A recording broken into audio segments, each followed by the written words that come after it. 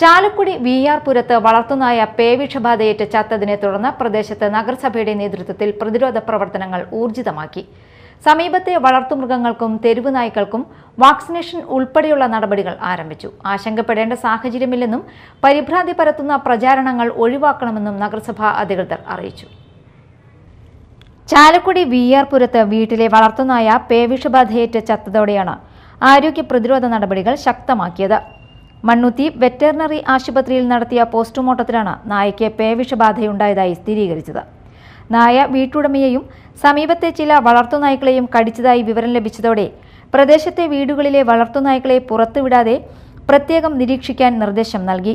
ഇതിനിടെ പേവിഷബാധ സ്ഥിരീകരിച്ച നായ ചത്ത വീടിന് സമീപം മറ്റൊരു വളർത്തുനായയും ചത്തു. ഇതോടെയാണ് നഗരസഭ കൂടുതൽ ജാഗ്രതാ നടപടികളിലേക്ക് കടന്നത്.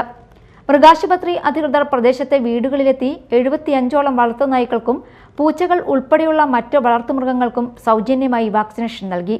വാക്സിനേഷൻ പ്രവർത്തനം വരും ദിവസങ്ങളിലും തുടരും. നിലവിൽ മറ്റ് നായ്ക്കളിൽ രോഗലക്ഷണങ്ങളൊന്നും കണ്ടെത്തിയിട്ടില്ലെന്നാണ് അധികൃതർ വ്യക്തമാക്കുന്നത്. പ്രദേശത്ത് പേവിഷബാധയുടെ ലക്ഷണങ്ങളുള്ള തെരുവുനായയെ നേരത്തെ കണ്ടതിനെ തുടർന്ന് നഗരസഭ 6 തെരുവുനായ്ക്കളെ പിടികൂടി ഷെൽട്ടറിലേക്ക് മാറ്റിയിരുന്നു. ഡോഗ് ക്യാച്ചർമാർ തുടർന്നും പ്രദേശത്ത് നിരീക്ഷണം നടത്തുകയാണ്.